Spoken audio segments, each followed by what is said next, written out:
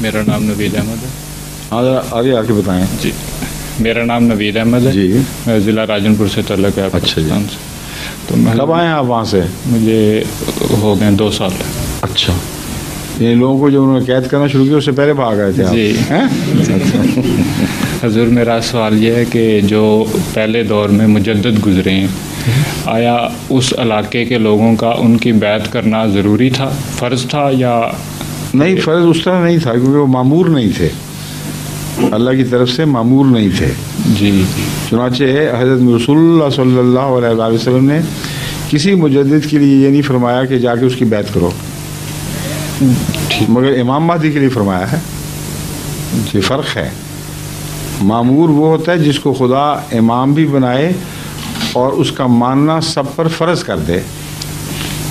کوئی ایسا مجدد نہیں آیا جس نے خود یہ دعویٰ ہی کیا ہو کہ ساری امت مسلمہ کے لیے میرا ماننا فرض ہے. نہیں، وہی تو میں کہہ رہا ہوں کہ اس علاقے کے ایریے کے جو لوگ تھے، علاقے والوں کے لیے بھی میں بتا رہا ہوں، نہ علاقے کے لیے نہ باہر کے لیے. کسی جگہ بھی خدا تعالیٰ نے کسی مجدد کو بطور مجدد مان کر اس کے پیچھے چلنے کا ذکر نہیں فرمایا، لیکن جو اس نے فائدہ پہنچایا اس سے ساروں نے حصہ پایا.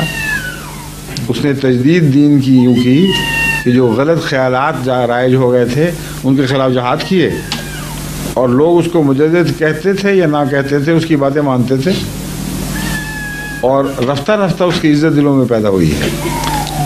اس لیے وہ معمور نہیں تھا مگر مسلح ضرور تھا.